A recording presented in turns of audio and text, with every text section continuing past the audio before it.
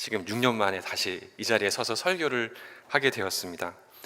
오늘 설교는 설교를 잘해야 되겠다, 아니면은 설교를 잘 분석해서 성경 말씀 잘 분석해서 그 말씀을 전해드려야 되겠다, 그런 마음보다는 제가 OCPC에서 만났던 하나님, 그리고 제가 한국에서 사역을 하면서 만났던 하나님에 대해서 증언하는 것으로 오늘 설교를 좀 같이 나누려고 합니다. 저는 2014년도, 그러니까 지금으로부터 12년 전에 LA를 처음 왔었습니다. 제가 처음 유학을 왔을 때 대부분의 유학생들이 그랬던 것처럼 저도 공부에 뜻이 있었었고요. 그리고 많은 유학생들이 그러는 것처럼 저도 부모님의 도움을 받아서, 재정적인 도움을 받아서 LA로 오게 되었습니다. 그래서 저에게 있어서는 LA에 와서 탈봇 신학교를 다니는데 가장 큰 목표는 우선은 부모님한테 좋은 결과물을 보여드리는 것이 가장 큰 목표였었어요. 그리고 그 당시에 제가 2014년도에 결혼을 했었기 때문에 단순히 저희 부모님뿐만 아니라 처가 식구들에게도 이렇게 미국까지 와서 또 아내와 함께 여기서 살고 있는데 좋은 학교에서 열심히 공부해서 좋은 결과물을 내야지 된다라는 마음이 항상 마음속에 있었습니다. 그래서 탈봇 신학교 다닐 때 정말 열심히 공부했었습니다. 탈봇 신학교 오늘 설교를 준비하면서도 이제 바이올라에서 계속 밤을 새면서 좀 공부를 하게 되었는데요. 제가 제일 처음 학교를 가고 마지막으로 학교를 나오는 사람이 아니라 사실 저는 집에 안 들어갔었습니다. 저희 와이프가 집에 있고 저는 대부분 도서관이나 학교에서 공부를 했었어요. 그래서 제가 그것을 알게 되었어요. 이 학교에서 이렇게 머무르는 사람은 나밖에 없구나, 이런 것들을 알게 되면서 그 정도로 열심히 공부했었습니다. 하루는 저희 와이프가 이제 첫째 딸 연희가 태어났는데 어느 날 전화가 왔어요. 어떤 전화가 왔냐면 빨리 좀 집에 오라고, 이제 밤에 아기가 너무 우는데 내가 너무 힘들고 너무 스트레스를 받아서 이 아이를 막 던져버릴 것 같아, 이렇게 막 말을 하는 거예요. 근데 제가 그날도 집에 안 들어갔어요.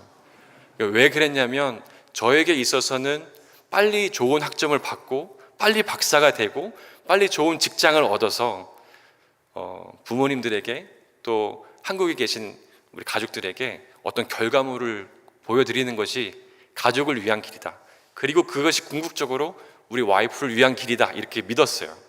그래서 한 번도 집에 간 적이 없습니다. 그런데 그렇게 지내다가 첫째 딸 연희가 생일을 맞은 거예요. 첫 번째 생일을 맞이었는데 제가 그렇게 마음속에 항상 공부에 대한 집착이 있었고 공부를 해야 된다, 이런 마음이 항상 있었는데 유독 연희의 생일날만큼은 얘한테 막 너무 선물을 사주고 싶은 거예요. 그래서 그날도 여전히 스타벅스에서 막 과제를 하면서 시험 기간이었기 때문에 분주한 하루를 보내고 있었지만 그 하루만큼은 정말 아마존을 막 뒤지면서 2시간, 3시간을 연희 선물 뭐 해주지? 연희 선물 뭐 해줄까? 이 생각으로 2시간, 3시간을 보냈었어요. 그러다가 제가 그런 걸 깨달았어요. 내가 이렇게 다른 사람을 위해서 시간을 쓴 게 너무 오랜만인 것 같다. 나는 내 공부하느냐고, 내 앞가림 하느냐고 정신 없었고 분주했었는데 내가 이렇게 아이를 위해서 뭔가를 하려고 하다니, 이런 생각이 들면서 제 마음속에 이런 생각이 드는 거예요.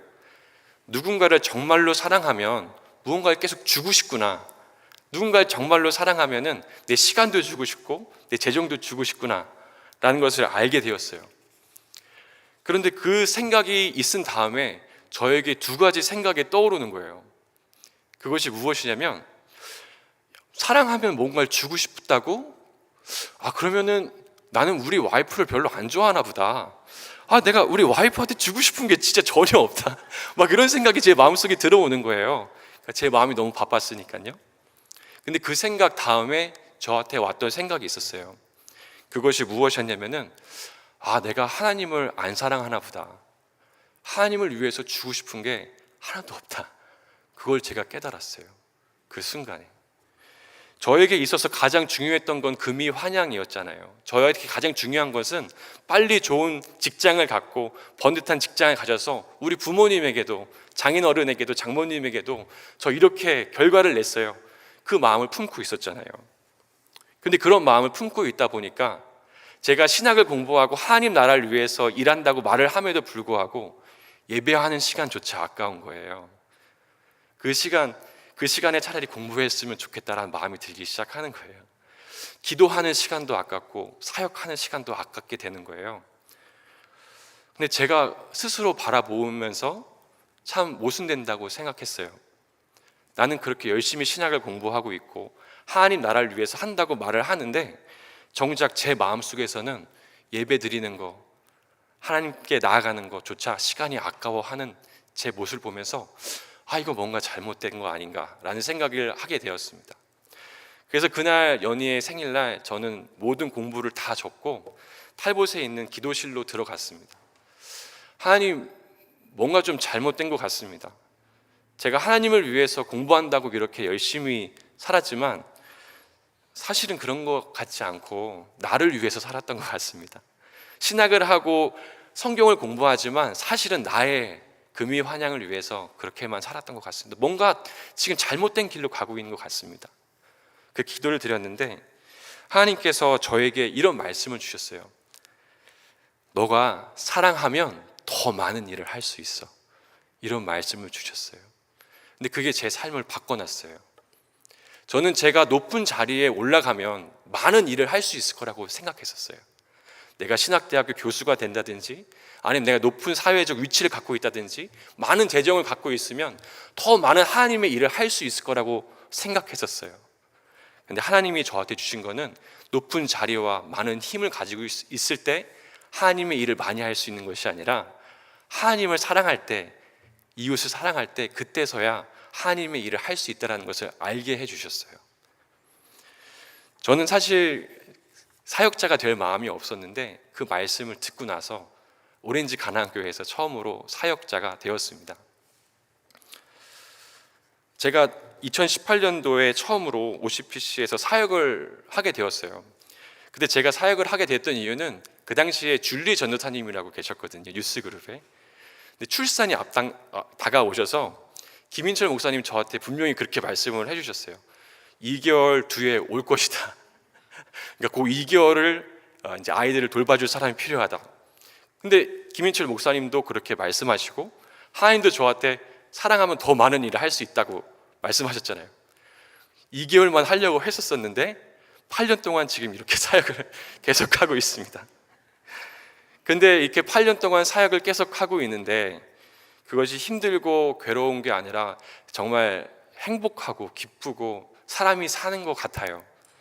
제가 그 전에 그렇게 열심히 공부하고 그렇게 밤새 신학을 공부하고 성경을 공부했지만 너무 외롭고 힘들었거든요. 그런데 정말 하나님 말씀처럼 사랑을 하니까 더 많은 일을 할 수 있더라고요.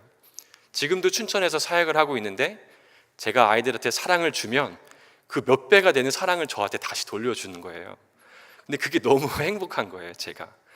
제가 예전에 열심히 공부하고 고군분투할 때는 외롭고 힘들었는데 지금은 저는 그런 마음으로 공부도 사역도 합니다. 하나님을 더 사랑하는 길이 뭐지? 어떻게 하는 게 하나님을 위하는 길이지?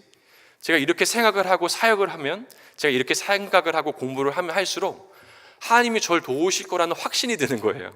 하나님이 나와 함께 하실 거라는 확신이 드니까 외롭지가 않은 거예요.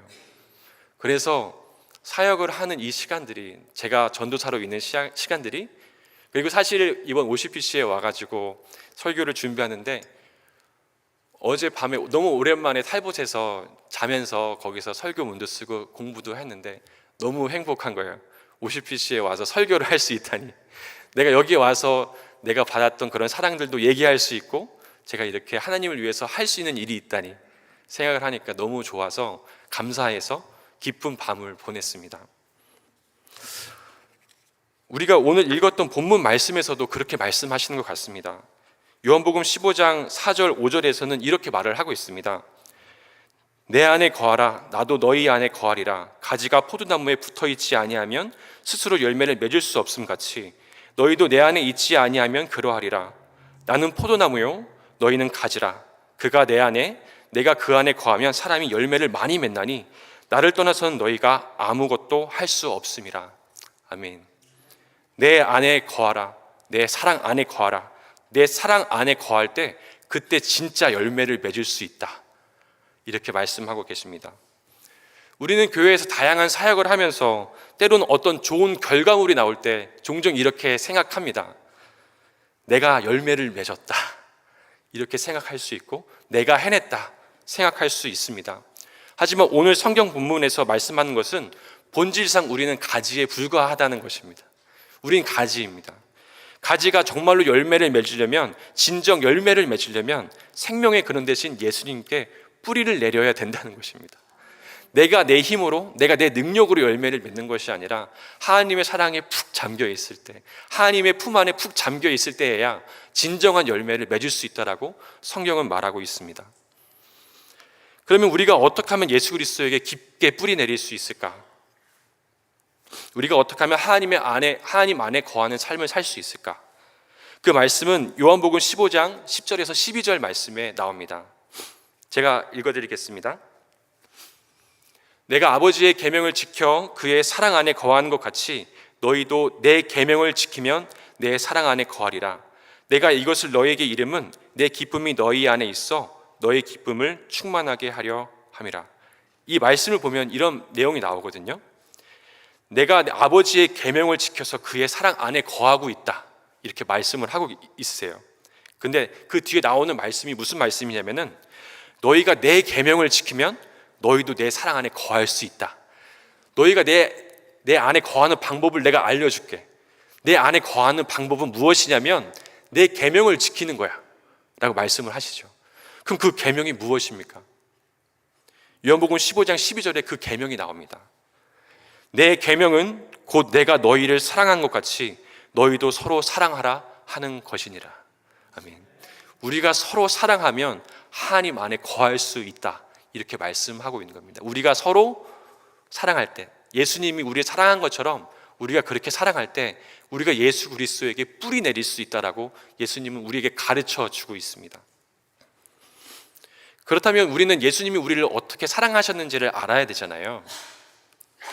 저는 예수님이 우리를 어떻게 사랑하셨는지를 체험할 수 있는 좋은 방법 중에 하나가 세족식이라고 생각을 합니다. 그래서 제가 지금 초등학교 1학년부터 3학년까지 아이들을 대상으로 사역을 주로 하고 있는데요. 저희는 매년 사순절마다 아이들을 데리고 세족식을 하고 있어요. 이제 지금 한국은 엄청 추워요. 막 겨울 파카 입고 저희 춘천은 4월에도 추워요.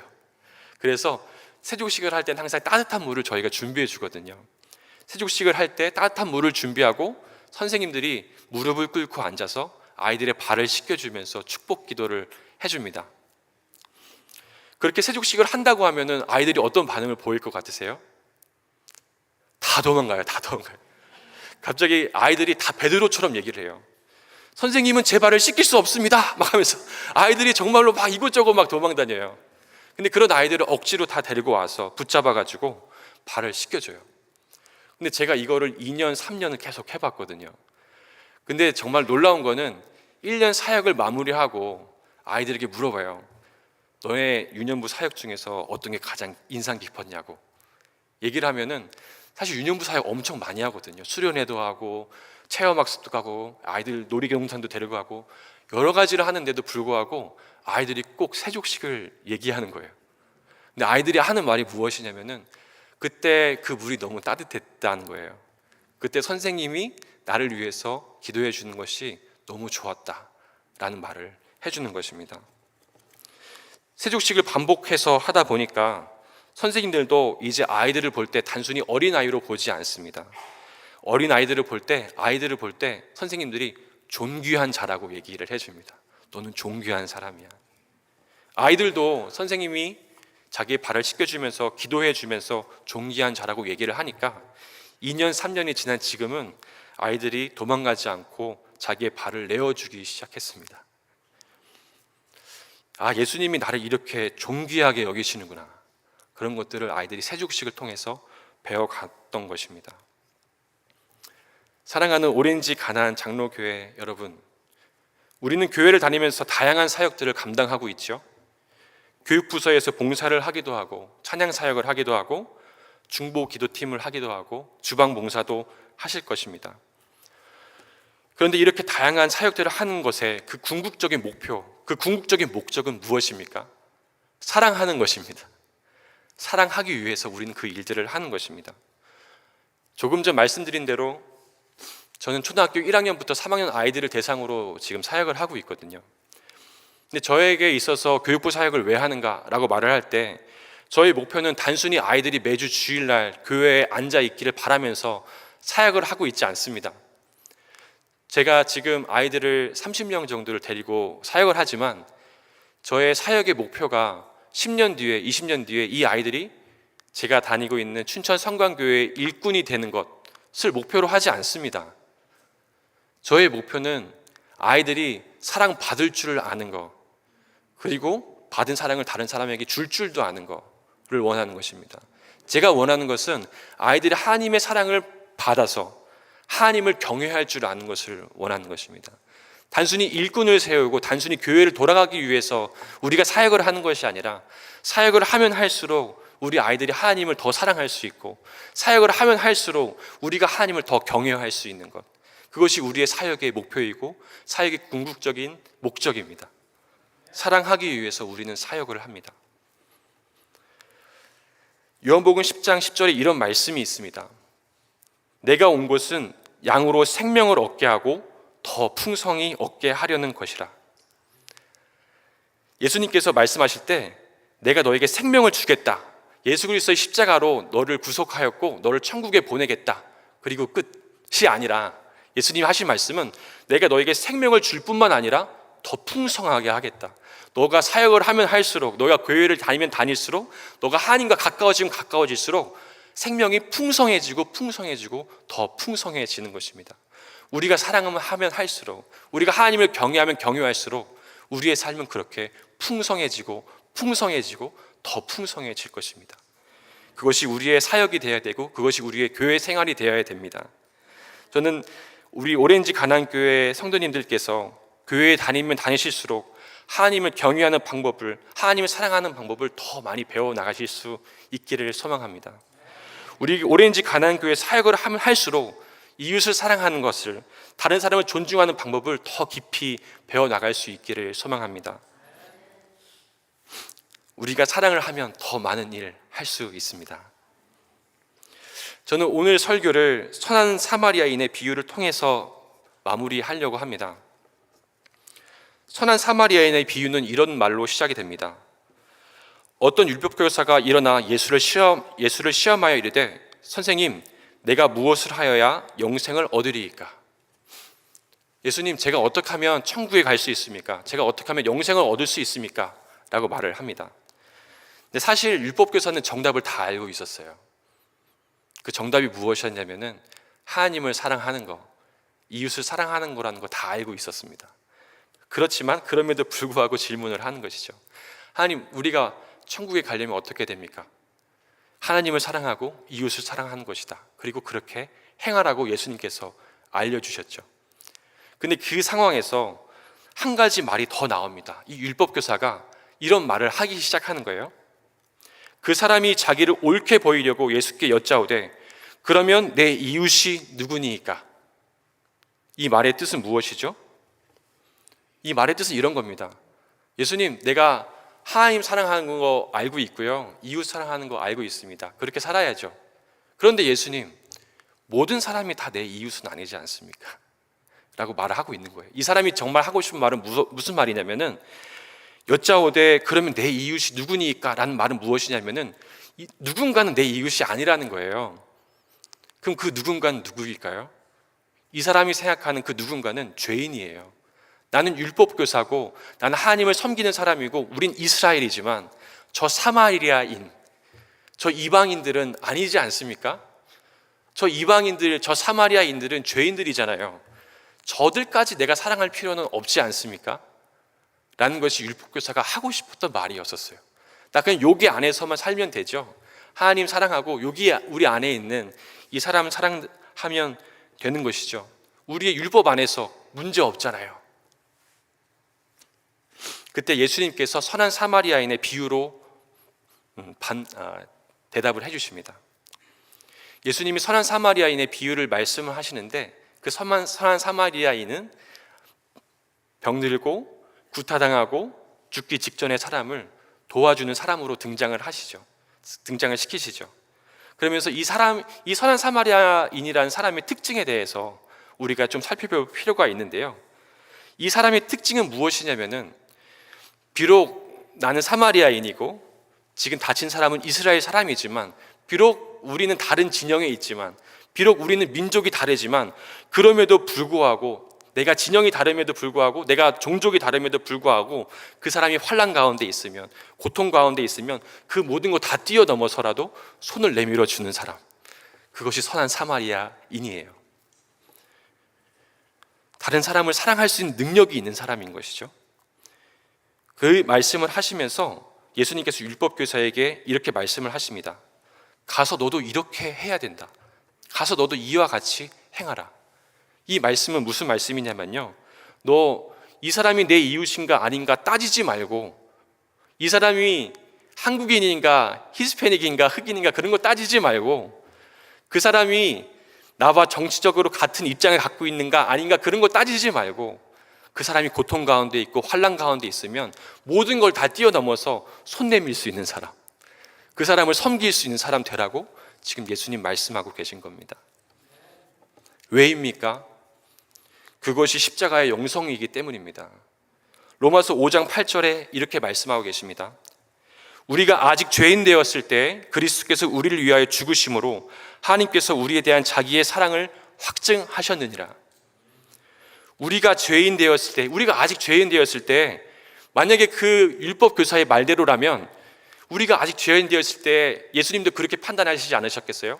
얘가 내 이웃인가 아닌가? 내가 얘를 구원해야 되나 말아야 되나? 이렇게 말씀하시지 않으셨겠어요? 하지만 예수님께서는 우리가 아직 죄인 되었을 때 너는 내 이웃이 아니야 라고 말씀하신 적이 없으세요. 오히려 죄인을 구원하기 위해서 십자가에 달리신 분이 예수님이셨잖아요. 오히려 그런 죄인들에게 넌 내 형제야, 넌 내 자매야 라고 말씀하셨지 않습니까? 예수님이 우리에게 말씀하시는 것입니다. 내가 너희들을 그렇게 사랑했어. 내가 너희를 그렇게 사랑한 것처럼 너희도 그렇게 사랑해라. 너희도 서로에게 선한 사마리아인이 되어줘라 라고 말씀하고 계신 것입니다.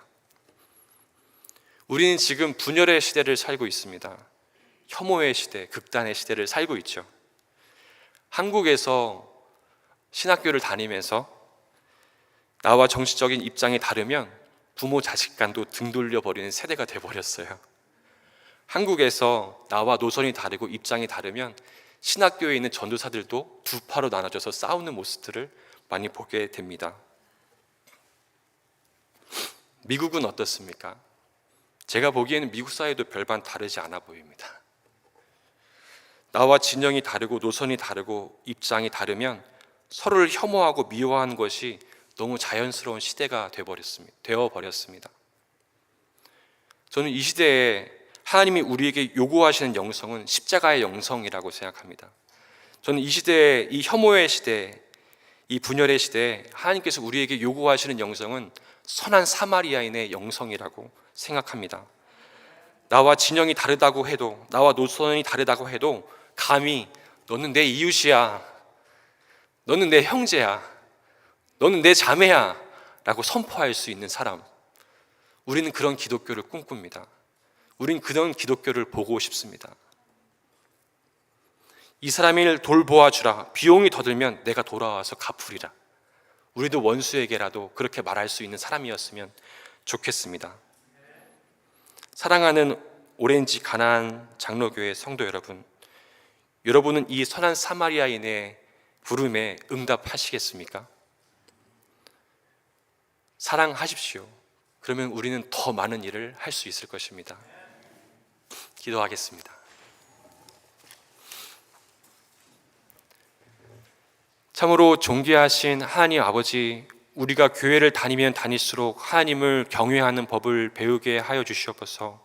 하나님, 말로만 주여 주여 하는 자 되지 않게 하시고 하나님, 우리 찬양을 한 곡 하더라도 하나님을 경외하는 마음으로, 하나님을 사랑하는 마음으로 찬양하고, 우리 교육부서 아이들을 섬길 때 사랑 없는 마음으로 사역하는 것이 아니라 한 명 한 명을 지극히 존귀한 자로 여기면서 사역할 수 있게 하여 주시옵소서. 그래서 우리가 오렌지 가나안 장로교회를 다닐 때 우리가 신앙생활을 하면 할수록, 그 연수가 차면 찰수록 하나님을 경외하는 마음이 더욱더 깊어지게 하여 주시옵소서. 하나님, 우리가 이 교회에서 사역을 하면 할수록 우리가 이웃을 더욱더 배려하고 사랑할 수 있는 그런 사랑의 능력이 있는 사람 되게 하여 주시옵소서. 하나님, 무엇보다도 하나님, 우리 가운데, 이 분열의 시대 가운데, 이 극단의 시대 가운데 진정 선한 사마리아인이 되어서 그 어떤 상황 속에서도 우리가 서로가 서로에게 너는 내 형제라고, 너는 내 자매라고, 너는 내 이웃이라고, 내가 예수님이 나를 사랑했던 것처럼 내가 너를 사랑하겠다라고 선포할 수 있는 그런 우리 오렌지 가나안 장로교회 성도님들 한 분 한 분이 되도록 주님 축복하여 주시옵소서. 하나님의 은혜와 사랑이 우리 OCPC 오렌지 가나안 교회 가운데 함께 할 줄을 분명히 믿사오며 살아계신 예수님의 이름으로 기도드렸습니다. 아멘.